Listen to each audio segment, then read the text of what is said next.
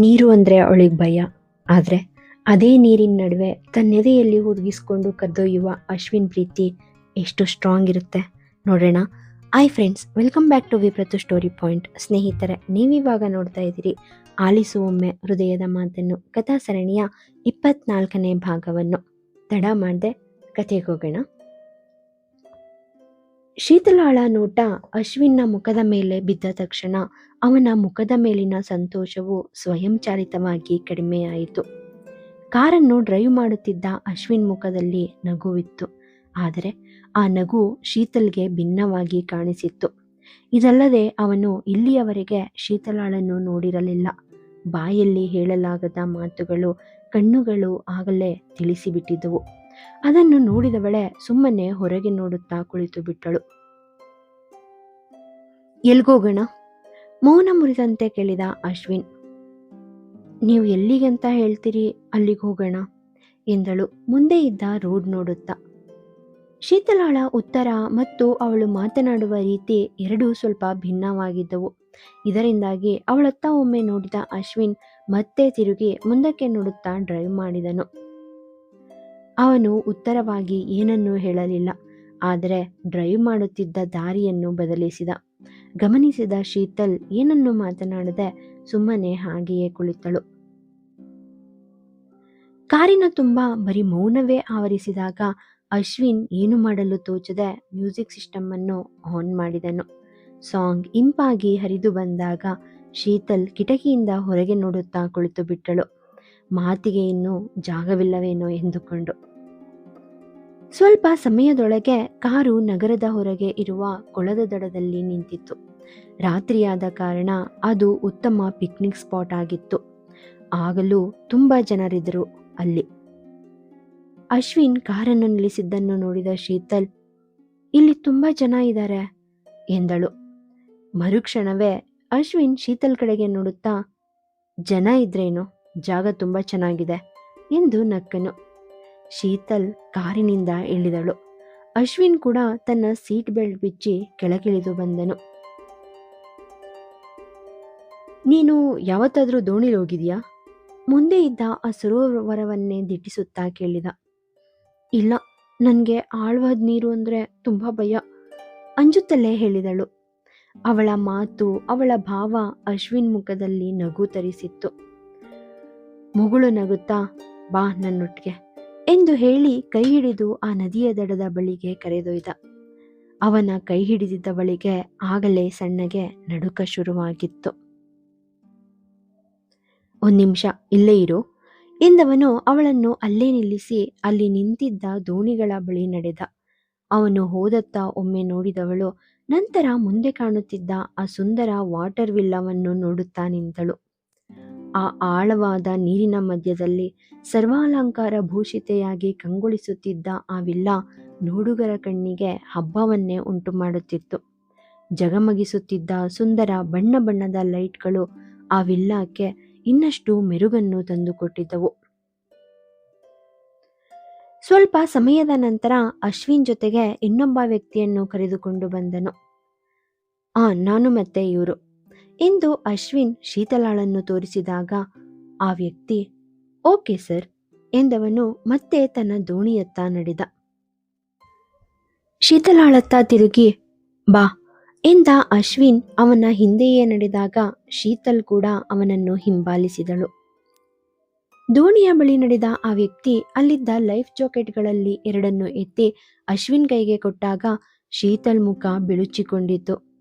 ಆ ವ್ಯಕ್ತಿಯನ್ನು, ಅಶ್ವಿನ್ನನ್ನು ಮತ್ತು ಅಶ್ವಿನ್ ಕೈಯಲ್ಲಿ ಇದ್ದ ಜಾಕೆಟ್ ಅನ್ನು ಒಮ್ಮೆ ನೋಡಿದ ಶೀತಲ್ ಆತಂಕದಿಂದ, ಅಂದ್ರೆ ನಾವೀ ನದಿ ಒಳಗೆ ಹೋಗ್ತಾ ಇದ್ದೀವಾ ಎಂದು ಕೇಳಿದಳು. ಅಶ್ವಿನ್ ಶೀತಲ್ ಕೈಗೆ ಒಂದು ಲೈಫ್ ಜಾಕೆಟ್ ಅನ್ನು ಕೊಟ್ಟು ಹೌದು ಎಂದು ಮುಗುಳು ನಕ್ಕನು. ನೈಟ್ ಆಗಿದೆ, ಈಗದು ಓಪನ್ ಇರುತ್ತಾ? ಅನುಮಾನ ಬೆರಿತ ಅಂಜಿಕೆಯಲ್ಲಿ ಕೇಳಿದಳು. ಅಶ್ವಿನ್ ಲೈಫ್ ಜಾಕೆಟ್ ಅನ್ನು ತೊಟ್ಟುಕೊಳ್ಳುತ್ತಾ ಹೌದು, ಮೊದಲೇ ಪರ್ಮಿಷನ್ ತಗೊಂಡಿದ್ರೆ ಬಿಡ್ತಾರೆ ಎಂದು ನಕ್ಕನು. ಅಂದ್ರೆ ಮೊದಲೇ ಪ್ಲಾನ್ ಮಾಡಿ ರಿಸರ್ವ್ ಮಾಡಿದ್ದಾರೆ. ಹಾಗಿದ್ರೆ ಇಷ್ಟೊತ್ತು ಕಾರಲ್ಲಿ ಮುಖ ಊದಿಸ್ಕೊಂಡು ಕುಳಿತಿದ್ಯಾಕೆ? ಅದು ಅಲ್ಲದೆ ನನ್ನ ಹತ್ರ ಎಲ್ಗೋಗೋಣ ಅಂತ ಕೇಳಿದ್ಯಾಕೋ ಕೋಪ ಮನದಲ್ಲೇ ಅಂದುಕೊಂಡಳು ಶೀತಲ್. ಶೀತಲ್ಗೆ ಕೂಡ ಅದನ್ನು ತೊಟ್ಟಿಕೊಳ್ಳಲು ಹೇಳಿದವನು ತಾನು ಕೂಡ ಸಹಾಯ ಮಾಡಿದನು. ಆ ವ್ಯಕ್ತಿ ದೋಣಿಯನ್ನು ಮುನ್ನಡೆಸಿದ. ಮುಂದೆ ಸಾಗಿದಂತೆ ದೋಣಿ ವಾಲಾಡಲು ಶುರು ಮಾಡಿದಾಗ ಅಶ್ವಿನ್ ಗಟ್ಟಿಯಾಗಿ ನಿಂತುಕೊಂಡನು. ಆದರೆ ಶೀತಲಾಳಲ್ಲಿ ಇನ್ನಷ್ಟು ಭಯ ಆವರಿಸಿತು. ಅದನ್ನು ಗಮನಿಸಿದ ಅಶ್ವಿನ್ ಅವಳ ಭಯವನ್ನು ಕಡಿಮೆ ಮಾಡಲು ಅವಳ ಕೈಯನ್ನು ಹಿಡಿದು ಅವಳನ್ನು ತನ್ನತ್ತ ಸೆಳೆದುಕೊಂಡನು. ಮೊದಲೇ ಭಯದಲ್ಲಿ ಇದ್ದವಳು ಅವನು ಎಳೆದ ತಕ್ಷಣ ನೇರವಾಗಿ ಬಂದು ಅವನ ಎದೆಗೆ ಒರಗಿದ್ದಳು. ಅವನ ಉಸಿರು ಅವಳನ್ನು ಚೂರು ವಿಚಲಿತಗೊಳಿಸಿತ್ತು. ಅಶ್ವಿನ್ ಶೀತಲ್ ಕಣ್ಣುಗಳನ್ನು ನೋಡುತ್ತಾ, ನನ್ನನ್ನೇ ನೋಡು, ನನ್ನಿಂದ ನಿನ್ನ ಕಣ್ಣುಗಳನ್ನ ತೆಗಿಬೇಡ ಎಂದು ಮೃದುವಾಗಿ ಹೇಳಿದನು. ಶೀತಲ್ಗೆ ದೂರ ಸರಿಯುವುದು ಅಸಾಧ್ಯವಾಗಿತ್ತು. ದೋಣಿ ಮುಂದೆ ಸಾಗುತ್ತಿದ್ದಂತೆ ಅಶ್ವಿನ್ ಕೈಯಲ್ಲಿದ್ದ ಶೀತಲ್ ಕೈಗಳ ಹಿಡಿತ ಬಿಗಿಯಾಗುತ್ತಾ ಹೋಯಿತು. ಅವನ ಎದೆಯಲ್ಲಿ ಉದುಗಿ ಕಣ್ಣುಗಳನ್ನು ಬಿಗಿಯಾಗಿ ಮುಚ್ಚಿಕೊಂಡಳು. ನನಗೆ ತುಂಬಾ ಭಯ ಆಗ್ತಾ ಇದೆ, ಈ ನೀರು ತುಂಬಾ ಆಳ ಇದೆ ಎಂದಳು ಅವನಿಗೆ ಮಾತ್ರ ಕೇಳುವಂತೆ. ಅವಳ ಕೂದಲನ್ನು ಸವರುತ್ತಾ ಅವಳನ್ನು ಇನ್ನಷ್ಟು ತನ್ನೆದೆಗೆ ಒರಗಿಸಿಕೊಂಡು, ಭಯ ಪಡಬೇಡ, ನಿನ್ಗೆ ಏನಾಗೋಕ್ಕೂ ನಾನು ಬಿಡಲ್ಲ ಎಂದು ಸಮಾಧಾನ ಪಡಿಸಿದ. ಆದರೆ ಶೀತಲ್ ಭಯ ಕೊಂಚವೂ ಕಡಿಮೆಯಾಗಲಿಲ್ಲ. ಅವಳು ಇನ್ನಷ್ಟು ಮತ್ತಷ್ಟು ಅವನ ಶರ್ಟನ್ನು ಬಿಗಿಯಾಗಿ ಹಿಡಿದು ಕಣ್ಣು ಮುಚ್ಚಿದಳು. ಅಶ್ವಿನ್ ಅವಳನ್ನು ತನ್ನ ತೋಳುಗಳಲ್ಲಿ ಬಳಸಿ ಹಿಡಿದೇ ಇದ್ದ. ಶೀತಲ್ಗೆ ಆ ಭಯದ ನಡುವೆಯೂ ಅಶ್ವಿನ್ನ ಎದೆಯ ಬಡಿತ ಕೇಳುತ್ತಿತ್ತು. ಅವಳ ಕಿವಿಗೆ ಆ ಶಬ್ದ ಒಂದು ರೀತಿಯ ಮಂತ್ರದಂತೆ ಭಾಸವಾಗುತ್ತಿತ್ತು. ಅವನ ಉಸಿರಿನ ಬಿಸಿ ಶಾಖ ಅವಳ ಮುಖವನ್ನು ಆ ಸನ್ನಿವೇಶದಲ್ಲೂ ಕೆಂಪೇರುವಂತೆ ಮಾಡಿತ್ತು. ನಾಚುತ್ತಾ ತಲೆ ಎತ್ತಿ ಅವನತ್ತ ನೋಡಿದಳು. ಅವನು ಮುಗುಳು ನಗುತ್ತಾ ಮುಂದೆ ಕಾಣುತ್ತಿದ್ದ ಆ ಅಪಾರ ವಾರಿಧಿಯನ್ನು ಕಣ್ತುಂಬಿಕೊಳ್ಳುತ್ತಿದ್ದ. ಶೀತಲ್ ಕೂಡ ನಿಧಾನಕ್ಕೆ ತನ್ನ ಕಣ್ಣುಗಳನ್ನು ಅವನು ನೋಡುತ್ತಿದ್ದ ತಿರುಗಿಸಿದಳು. ಆದರೆ ಅವಳಿಗೆ ಆ ನೀರನ್ನು ನೋಡುವ ಶಕ್ತಿ ಸಾಲದಾಯಿತು. ಕಣ್ಣು ಮುಚ್ಚಿ ಮತ್ತೆ ಅವನ ಎದೆಯಲ್ಲೇ ಉದುಗಿ ಕುಳಿತು ಬಿಟ್ಟಳು. ಸುಮಾರು ಅರ್ಧ ಗಂಟೆಯ ಪ್ರಯಾಣದ ನಂತರ ದೋಣಿ ನಿಂತ ಅನುಭವವಾಯಿತು ಅವಳಿಗೆ. ಆಗ ಕಣ್ಣು ತೆರೆದಿದ್ದಳು. ಸುತ್ತಲೂ ಇನ್ನೂ ಕೂಡ ನೀರಿತ್ತು. ಆದರೆ ಅವರು ತಲುಪಬೇಕಾದ ಸ್ಥಳ ತಲುಪಿದ್ದರು. ದೂರದಲ್ಲಿ ನೋಡಿದ್ದಕ್ಕಿಂತಲೂ ರಮಣೀಯವಾಗಿತ್ತು ಆ ವಾಟರ್ ವಿಲ್ಲಾ. ಅಶ್ವಿನ್ ಎದ್ದು ನಿಂತು ಶೀತಲಾಳಿಗೆ ಕೈ ಚಾಚಿ ಅವಳನ್ನು ಸಹ ಇಳಿಸಿಕೊಂಡನು. ಆದರೆ ಮುಂದೆ ಹೇಗೆ ಹೋಗುವುದು ಎನ್ನುವ ಪ್ರಶ್ನೆ ಕಾಡಿತ್ತು ಇಬ್ಬರನ್ನು. ಅಲುಗಾಡುವ ದೋಣಿಯಿಂದ ಚೂರು ಹತ್ತಿರವಿದ್ದ ಕಿರಿದಾದ ಮೆಟ್ಟಿಲುಗಳನ್ನು ನೋಡಿದವನು ಅದೇ ಅಂಬಿಗನ ಬಳಿ ಕೇಳಿದಾಗ ಆತ ಇಲ್ಲಿಂದಲೇ ಮೇಲಕ್ಕೆ ಹೋಗಬೇಕೆಂದು ಹೇಳಿದ. ದೋಣಿಯಿಂದ ದಾಟಿ ಮೆಟ್ಟಿಲುಗಳ ಮೇಲೆ ನಿಂತ ಅಶ್ವಿನ್ ನಿಧಾನಕ್ಕೆ ಶೀತಲ್ ಕೈ ಹಿಡಿದು ಅವಳನ್ನು ಸಹ ಇಳಿಸಿಕೊಂಡನು. ಆ ಕಿರಿದಾದ ಮೆಟ್ಟಿಲುಗಳ ಮೂಲಕ ಅವರಿಬ್ಬರು ಮೇಲೆ ಏರಲು ಶುರು ಮಾಡಿದಾಗ ದೋಣಿ ಓಡಿಸುವಾತ ತನ್ನ ದೋಣಿಯನ್ನು ದಡದತ್ತ ತಿರುಗಿಸಿದ. ಸುಮಾರು 10 ಮೆಟ್ಟಿಲುಗಳನ್ನು ಹತ್ತಿದ ನಂತರ ಸಣ್ಣ ದೀಪಗಳಿಂದ ಸಂಪೂರ್ಣವಾಗಿ ಹೊಳೆಯುತ್ತಿರುವ ಆ ವಿಲ್ಲಾ ಬಳಿಗೆ ನಡೆದರು. ಅದು ಎಷ್ಟು ಸುಂದರವಾಗಿತ್ತು ಎಂದರೆ ಅದೆಷ್ಟೇ ಕಠಿಣ ಮನಸ್ಸುಳ್ಳ ಮನುಷ್ಯನನ್ನು ಮೃದು ಮಾಡಿಬಿಡುವಷ್ಟು. ರಸಿಕತೆಗೆ ಎಲ್ಲೆಡೆ ಒತ್ತು ಕೊಟ್ಟಂತೆ ಕಾಣುವ ಆ ವಿಲ್ಲಾ ಆ ಜಗದಲ್ಲಿ ಅದೆಷ್ಟೋ ಪ್ರೇಮಿಗಳು ಪ್ರೇಮ ನಿವೇದನೆಗೆ ಸಾಕ್ಷಿಯಾಗಿ ಅವರನ್ನು ಪರಸ್ಪರ ಒಂದು ಮಾಡಿರುವುದರಲ್ಲೂ ಜೊತೆ ನಿಂತಿತ್ತು. ಆ ಸ್ಥಳದ ಸೌಂದರ್ಯವನ್ನು ನೋಡಿದ ಶೀತಲ್, ಈ ಜಾಗ ಅಂತೂ ದೂರದಿಂದ ನೋಡೋದಕ್ಕಿಂತಲೂ ತುಂಬಾ ಚೆನ್ನಾಗಿದೆ. ನಾನೊಮ್ಮೆ ಫೋಟೋದಲ್ಲಿ ಈ ಪ್ಲೇಸ್ ನೋಡಿದ್ದೆ, ಇದನ್ನ ಲೈವ್ ಆಗಿ ನೋಡಿದಾಗ ನಾನು ಬ್ಲ್ಯಾಂಕ್ ಆಗಿಬಿಟ್ಟಿದ್ದೀನಿ, ಮೈ ಮರೆತಂತೆ ಹೇಳಿದಳು. ಅಶ್ವಿನ್ ಕೂಡ ತನ್ಮಯನಾಗಿ ಅದೇ ಜಾಗವನ್ನು ಕಣ್ತುಂಬಿಕೊಳ್ಳುತ್ತಿದ್ದ. 2ನೇ ಬಾರಿ ಈ ಜಾಗಕ್ಕೆ ಬಂದಿದ್ದ. ಆಗ ಒಬ್ಬಂಟಿಯಾಗಿದ್ದ. ಬೆಂದು ಹೋಗುತ್ತಿದ್ದ ಮನಸ್ಸನ್ನು ಸಮಾಧಾನ ಪಡಿಸಿಕೊಳ್ಳುವ ಸಲುವಾಗಿ ಬಂದಿದ್ದವನು ಇಂದು ತನ್ನ ಮನದರಸಿಯೊಟ್ಟಿಗೆ ಬಂದಿದ್ದ. ಆ ದಿನಕ್ಕೂ ಇಂದಿಗೂ ಅಜಗಜಾಂತರ ವ್ಯತ್ಯಾಸಗಳಿದ್ದವು. ಬಂದ ವೇಟರ್ ಒಬ್ಬ ಬಂದು ಅವರಿಬ್ಬರನ್ನು ಸ್ವಾಗತಿಸಿ ರಿಸರ್ವ್ ಆಗಿದ್ದ ಟೇಬಲ್ ಬಳಿ ಕರೆದುಕೊಂಡು ಹೋಗಿ ಕೂರಿಸಿದ. ಆ ಜಾಗ ಸಂಪೂರ್ಣವಾಗಿ ಖಾಲಿಯಾಗಿತ್ತು. ಅಶ್ವಿನ್ ಕಣ್ಣ ಎದುರಿಗೆ ಪ್ರಶಾಂತವಾಗಿ ಬೆಳ್ಳಿಯ ಕಣಗಳಂತೆ ಕಂಗೊಳಿಸುತ್ತಿದ್ದ ನೀರಿನ ಅಲೆಗಳು ಕಾಣುತ್ತಿದ್ದರೆ, ಶೀತಲ್ ಮುಂದೆ ಆ ಗಾರ್ಡನ್ನ ಇನ್ನೊಂದು ಭಾಗ ಕಾಣುತ್ತಿತ್ತು. ಅದೆಷ್ಟೋ ಪ್ರೇಮಿಗಳು ಮೈಮರೆತು ತಮ್ಮ ತಮ್ಮ ಸಂಗಾತಿಗಳೊಟ್ಟಿಗೆ ಭವಿಷ್ಯದ ಕನಸು ಕಾಣುತ್ತಾ ಅದರ ಬಗ್ಗೆ ಚರ್ಚಿಸುವಲ್ಲಿ ನಿರತರಾಗಿದ್ದರು, ಇಹದ ಗೊಡವೆ ಬೇಡವೆಂಬಂತೆ. ಅವರನ್ನು ನೋಡಿದ ಶೀತಲ್ ಮುಖದಲ್ಲಿ ನಗು ಮೂಡಿತು. ಸುತ್ತಲೂ ನೋಡುತ್ತಿದ್ದವಳು ಅಚಾನಕ್ಕಾಗಿ ಅಶ್ವಿನ್ ಕಡೆ ನೋಡಿದಾಗ ಯಾಕೋ ಅವಳ ಹೃದಯ ಜೋರಾಗಿ ಬಡಿದುಕೊಳ್ಳಲು ಶುರು ಮಾಡಿತು. ಉದ್ವಿಗ್ನಗೊಂಡ ಮನಸ್ಸನ್ನು ಸಂತೈಸುತ್ತಾ ಮತ್ತೆ ತನ್ನ ನೋಟ ಬದಲಿಸಿ ಕುಳಿತಳು. ವೇಟರ್ ಬಂದು ಅವರಿಬ್ಬರ ಮುಂದೆ ನಿಂತಾಗ ಅಶ್ವಿನ್ ಮೆನು ಕಾರ್ಡನ್ನು ಪಡೆದು ಶೀತಲ್ ಮುಂದಕ್ಕೆ ತಳ್ಳುತ್ತಾ ಸ್ವಲ್ಪ ಸಮಯ ಬಿಟ್ಟು ಬರುವಂತೆ ಆತನಿಗೆ ಹೇಳಿ ಕಳುಹಿಸಿದ. ಕಾರ್ಡನ್ನು ಕೈಯಲ್ಲಿ ಹಿಡಿದು ತಿರುವಿ ಹಾಕುತ್ತಾ, ನೀವ್ಯಾಕೆ ಬೇಜಾರಿಲಿ ಇರೋ ಹಾಗಿದೆ, ಏನಾದರೂ ಪ್ರಾಬ್ಲಮ್ ಆಗಿದ್ಯಾ ಎಂದು ಕೇಳಿದಳು. ಇಷ್ಟೊತ್ತು ಅವನನ್ನು ಪರಿಶೀಲಿಸಿ ಕೊನೆಗೂ ತಡೆಯಲಾಗದೆ ಕೇಳಿಬಿಟ್ಟಿದ್ದಳು. ಅಶ್ವಿನ್ ಅವಳನ್ನು ನೋಡಿ ಸುಮ್ಮನೆ ನಕ್ಕನಷ್ಟೆ, ಏನನ್ನೂ ಹೇಳಲಿಲ್ಲ.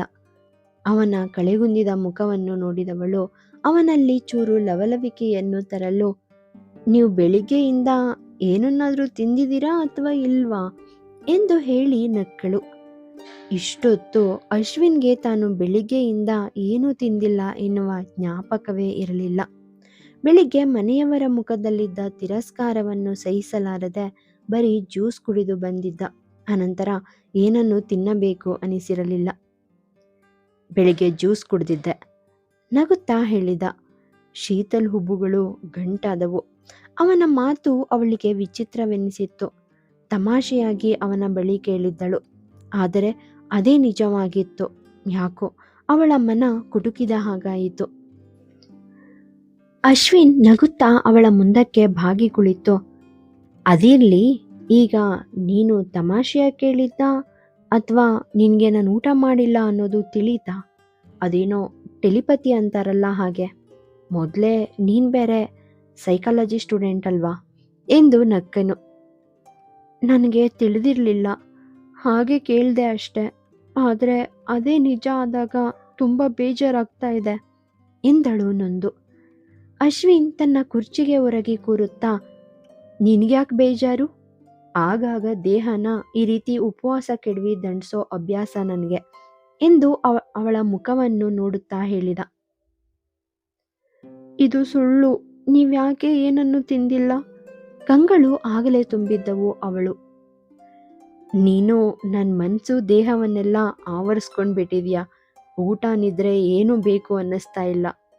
ಅವಳ ಕಣ್ಣಲ್ಲಿ ಕಣ್ಣಿಟ್ಟು ಹೇಳಿದಾಗ ತುಂಬಿದ್ದ ಹನಿ ಕೆನ್ನೆಯ ಮೇಲೆ ಜಾರಿಯೇ ಬಿಟ್ಟಿತು. ಅಳ್ಬೇಡ, ನನಗೆ ನೋಡೋಕ್ಕಾಗೋಲ್ಲ, ಅಶ್ವಿನ್ ಬೇಸರದಲ್ಲಿ ಹೇಳಿದಾಗ ಕಣ್ಣು ಒರೆಸಿಕೊಂಡವಳು ಮೆನು ಕಾರ್ಡನ್ನು ಮತ್ತೊಮ್ಮೆ ಪರಿಶೀಲಿಸಿ ವೇಟರನ್ನು ಕರೆದು ಆರ್ಡರ್ ಮಾಡಿದಳು. ಅಶ್ವಿನ್ ನಗುತ್ತಾ ಅವಳನ್ನೇ ನೋಡುತ್ತಾ ಕುಳಿತಿದ್ದ. ಭಾವನ ಒಮ್ಮೆ ಕೂಡ ಅವನ ಬಗ್ಗೆ ವಿಚಾರಿಸಿದವಳಲ್ಲ. ಯಾವಾಗಲೂ ಅವಳ ಬಗ್ಗೆ ಹೇಳಿಕೊಳ್ಳಲಷ್ಟೇ ಕಾಲ್ ಮಾಡುತ್ತಿದ್ದಳು. ಜೊತೆಗೆ ಹೋದಾಗಲೂ ತನಗೆ ಬೇಕಾದ್ದು ಮಾತ್ರವೇ ಆರ್ಡರ್ ಮಾಡುತ್ತಿದ್ದಳು. ನೆನೆದವನ ಮನ ಹಸಿಯಾಗಿತ್ತು. ಇದೆಲ್ಲ ತಂದೆ ತಾಯಿಗೆ ಹೇಳಲು ಆಗುವುದಿಲ್ಲ. ತಾನು ಬಯಸಿದ್ದ ಪ್ರೀತಿಯನ್ನು ಗಳಿಸಿಕೊಂಡಿದ್ದ, ಆದರೆ ಮನೆಯವರಿಂದ ವಿರೋಧವಿತ್ತು. ವೇಟರ್ ಹೋದ ಬಳಿಕ ಶೀತಲ್ ಅವನನ್ನು ನೋಡಿದಳು. ಕಳೆದು ಹೋದಂತೆ ತನ್ನದೇ ಯೋಚನೆಯಲ್ಲಿ ಕುಳಿತಿದ್ದ ಅಶ್ವಿನ್ ಮುಖದಲ್ಲಿ ಮಿಶ್ರ ಭಾವಗಳ ಸಮ್ಮಿಳನವಾಗಿತ್ತು. ಅವನನ್ನು ಹಾಗೆಯೇ ಬಿಟ್ಟು ದೂರದಲ್ಲಿ ಕಾಣುತ್ತಿದ್ದ ಪ್ರೇಮಿಗಳತ್ತ ನೋಟ ಹರಿಸಿದಳು. ಅವಳನ್ನು ನೋಡದೆಯೇ ಶೀತಲ್ ಎಂದು ಕೂಗಿದ. ಅಶ್ವಿನ್ ಏಕೆ ಊಟ ಮಾಡಿಲ್ಲ ಮತ್ತು ಅವನ ಮುಖ ಏಕೆ ಹೀಗಿದೆ ಎಂಬುದನ್ನು ಈಗಾಗಲೇ ಗ್ರಹಿಸಿಬಿಟ್ಟಿದ್ದಳು ಶೀತಲ್. ಯಾಕೋ ಮಾತು ಹೊರಬರಲು ಮುಸ್ಕರ ಹೂಡಿದಂತೆ ಕಂಡಿತ್ತು ಅವಳಲ್ಲಿ. ಕೈಕಟ್ಟಿ ಸುಮ್ಮನೆ ದೂರ ನೋಡುತ್ತಾ ಅವನ ಮಾತಿಗೆ ಪ್ರತಿಕ್ರಿಯಿಸದೆ ಕುಳಿತು ಬಿಟ್ಟಳು. ಪ್ಲೀಸ್ ನನ್ನ ಜೊತೆ ಮಾತಾಡು, ಗೋಗರಿಯುವಂತೆ ಕೇಳಿದ ಅಶ್ವಿನ್. ಅವನ ಮುಖವನ್ನು ನೋಡಿದವಳು ಮಬ್ಬಾದ ಕಣ್ಣುಗಳನ್ನು ಮುಚ್ಚುತ್ತಾ ತಲೆಬಾಗಿ ಕುಳಿತಳು. ಅವಳಿಗೆ ಕೋಪ ಬಂದಿದೆ, ಜೊತೆಗೆ ನೋವು ಕೂಡ ಆಗಿದೆ ಎಂಬುದನ್ನು ಅರ್ಥ ಮಾಡಿಕೊಂಡ ಅಶ್ವಿನ್, ಅದೇನಷ್ಟು ದೊಡ್ಡ ಮ್ಯಾಟ್ರಲ್ಲ, ಸಾರಿ, ಇನ್ಮುಂದೆ ಹೀಗೆ ಮಾಡಲ್ಲ, ಅವಳನ್ನು ಸಮಾಧಾನಿಸುವಂತೆ ಹೇಳಿದ. ನಾವು ಎಷ್ಟೇ ಬಲಶಾಲಿಗಳಾಗಿದ್ರೂ ಕೆಲವು ವಿಷಯಗಳು ನಮ್ಮನ್ನ ಒಳಗಿಂದ ವೀಕ್ ಮಾಡಿಬಿಡುತ್ತೆ. ಕೈ ಬೆರಳುಗಳಲ್ಲಿ ನಟಿಕೆ ತೆಗೆಯುತ್ತಾ ತಲೆಬಾಗಿಸಿಯೇ ಹೇಳಿದಳು. ನೀನೀಗ ನನ್ನ ಜೊತೆ ಇದೆಯಾ ಅಲ್ವಾ, ನಾನು ಇನ್ನಷ್ಟು ಸ್ಟ್ರಾಂಗ್ ಆಗಿದ್ದೀನಿ, ವೀಕ್ ಆಗೋಕೆ ನಿನ್ನನ್ನು ಬಿಡಲ್ಲ ಅನ್ನೋ ನಂಬಿಕೆ ಇದೆ ನನಗೆ, ಆರಾಧನಾ ನೋಟ ಬೀರುತ್ತಾ ಹೇಳಿದ. ಈ ಬಾರಿ ಅವನ ಮಾತನ್ನು ಕೇಳಿದವಳು ತಲೆ ಎತ್ತಿ ಅವನನ್ನು ದಿಟ್ಟಿಸಿದಳು. ಅವಳು ಏನನ್ನು ಹೇಳುವ ಮೊದಲೇ ವೇಟರ್ ಆರ್ಡರ್ ಮಾಡಿದ್ದ ಫುಡ್ ಹಿಡಿದು ಬಂದಿದ್ದ. ಶೀತಲ್ ಮಾತಿಗೆ ಬ್ರೇಕ್ ಹಾಕಿ ಇಬ್ಬರ ಪ್ಲೇಟ್ಗಳಿಗೂ ಬಡಿಸಿದಳು. ನಕ್ಕ ಅಶ್ವಿನ್ ತನ್ನ ಪ್ಲೇಟ್ಗೆ ಕೈ ಹಾಕಿದ. ಅವನನ್ನು ಓರೆಗಣ್ಣಲ್ಲಿ ನೋಡಿದ ಶೀತಲ್ ತಾನು ಕೂಡ ಪ್ಲೇಟ್ಗೆ ಕೈ ಹಾಕಿದಳು. ಹೇಳ್ಬೇಕು ಅಂದ್ರೆ ಶೀತಲ್ ಕೂಡ ಬೆಳಿಗ್ಗೆಯಿಂದ ಸರಿಯಾಗಿ ಏನನ್ನೂ ತಿಂದಿರಲಿಲ್ಲ. ಆದರೆ ಅವಳಲ್ಲಿ ಖುಷಿ ಮನೆ ಮಾಡಿತ್ತು, ಬಯಸಿದ ಪ್ರೀತಿ ಕೈಗೆ ಸಿಕ್ಕ ಸಾರ್ಥಕತೆ. ಆದರೆ ಅಶ್ವಿನ್ ವಿಷಯ ಹಾಗಾಗಿರಲಿಲ್ಲ.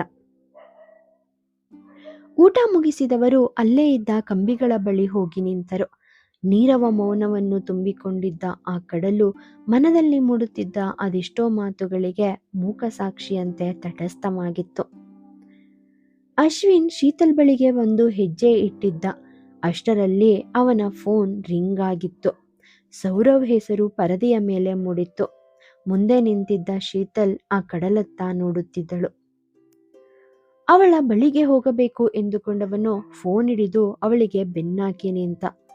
ಕಾಲಲ್ಲಿ ಇದ್ದ ಸೌರವ್, ಆಂಟಿ ಕಾಲ್ ಮಾಡಿದ್ರು ಮಗ ಎಂದ ಉದ್ವಿಗ್ನನಾಗಿ. ಯಾಕೆ? ಅಚ್ಚರಿಯಿಂದ ಕೇಳಿದ. ಸೌರವ್ ಬೇಸರದ ಧ್ವನಿಯಲ್ಲಿ, ಶೀತಲ್ ಬಗ್ಗೆ ಕೇಳ್ತಾ ಇದ್ರು, ಅವಳ ಅಡ್ರೆಸ್ ಬೇಕು ಅಂದ್ರು ಎಂದನು. ಶೀತಲ್ ಕಡೆ ಒಮ್ಮೆ ನೋಡಿದ ಅಶ್ವಿನ್ ತಲೆಯನ್ನು ಒತ್ತಿ ಹಿಡಿದು, ಹಾಗಾದ್ರೆ ಎಂದು ಆತಂಕದಿಂದ ಹೇಳಿದನು. ನೀನ್ ಚಿಂತೆ ಮಾಡಬೇಡ ಮಗ, ನಾನು ಈ ವಿಷಯ ನೋಡ್ಕೊಂಡಿದ್ದೀನಿ. ಆದರೆ ಅವರು ನೀನು ಶೀತಲಿಂದ ದೂರ ಇರಬೇಕು, ಹಾಗೆ ನಿನ್ನ ನೋಡ್ಕೋ ಅಂತ ನನಗೆ ಹೇಳಿದ್ರು. ತುಂಬ ಕೋಪ ಮಾಡ್ಕೊಂಡಿದ್ರು ಮಗ, ನಿನಗೇನಾದರೂ ಹೇಳಬಹುದು ಎಂದ. ಅಶ್ವಿನ್ ದೀರ್ಘ ಉಸಿರನ್ನು ಹೊರಚೆಲ್ಲಿ, ಸರಿ ಮಗ, ನಾನು ನಿನ್ಗೆ ಆಮೇಲೆ ಕಾಲ್ ಮಾಡ್ತೀನಿ ಎಂದು ಹೇಳಿ ಕಾಲ್ ಕಟ್ ಮಾಡಿದ. ಅಶ್ವಿನ್ಗೆ ಕ್ಷಣ ತಲೆ ಜೋಲಿ ಹೊಡೆದ ಹಾಗಾಯಿತು. ತನ್ನ ಸುತ್ತಮುತ್ತೆಲ್ಲ ಪಂಜರ ನಿರ್ಮಾಣವಾದಂತೆ ಭಾಸವಾದಾಗ ಇಷ್ಟೊತ್ತು ಮೈಯಲ್ಲಿದ್ದ ಕಸುವೆಲ್ಲ ಕಾಲ ಕೆಳಗೆ ಹರಿದು ಹೋದಂತೆ ಭಾಸವಾಯಿತು. ಪಕ್ಕ ಇದ್ದ ಕಂಬಿಯ ಬೆಂಬಲದಿಂದ ನಿಂತು ತುಸು ಸಾವರಿಸಿಕೊಂಡು ಶೀತಲ್ ಕಡೆಗೆ ತಿರುಗಿದ. ಶೀತಲ್ ಅವನಿಗಿಂತ ಸ್ವಲ್ಪ ಮುಂದೆ ನಿಂತು ಕೈಕಟ್ಟಿ ಕಡಲನ್ನು ನೋಡುತ್ತಿದ್ದಳು. ಅಶ್ವಿನ್ ಕಡೆಯಿಂದ ಏನು ಸದ್ದಾಗದೇ ಇದ್ದಾಗ ಅವನತ್ತ ನೋಟ ತಿರುಗಿಸಿದಳು.